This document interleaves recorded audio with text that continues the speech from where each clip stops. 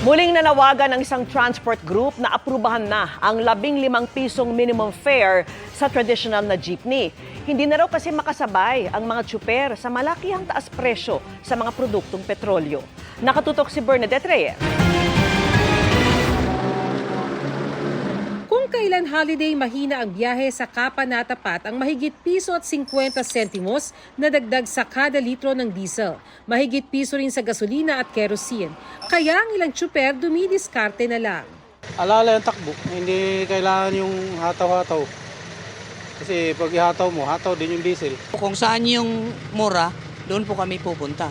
Yung iba, mayroong baba ng mahigit piso.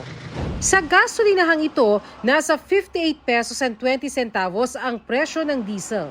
Pero mas mura pa yan kung ikukumpara sa presyohan sa ilang probinsya. Ang taas presyo ngayon ng diesel ang pangwalo at pinakamalaki simula nitong Enero.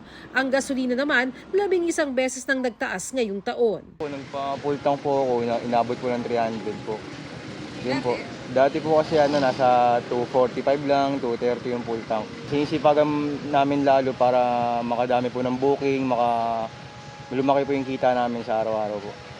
Ayon sa Department of Energy, lumalakas kasi ang demand ng malalaking bansa gaya ng Amerika, China at India. Pero hindi sumasabay ang supply.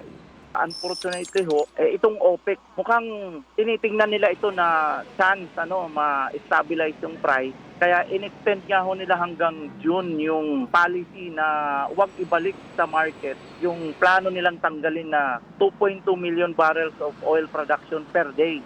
Bukod dito, nakakaapekto rin sa presyo ng langis sa world market ang mga kaguluhan sa Middle East. Bukod sa mapampublikong sasakyan gaya ng mga ride-hailing service at mga taxi, apektado rin na magkakasunod na taas presyo sa gasolina maging mga pribadong motorista. Hindi ba lahat ng private ma'am may kaya o di ba ma'am? Medyo hirap din po sa katulad ko ma'am, hanggang 200 na po kaya ko ikas. Kahit dapat po kami uwi. Kakasya po ba ito? Para naman sa transport group na Autodap, balak nila makipag-ugnayan sa LTFRB na ipagkaloob na ang kanilang hirit na itaas sa 15 pesos ang minimum fare sa traditional jeepney. Ang sabi ng board noon, nag-meeting kami, subject for resolution na yun hanggang ngayon wala pa. Baka kalampagin namin ng LTFRB na tumataas naman ang diesel, baka pwedeng desisyon na yung pinail namin. Sinusubukan pa namin kunin ang panig ng LTFRB. Para sa GMA Integrated News, Bernadette Reyes, Nakatutok, 24 Oras.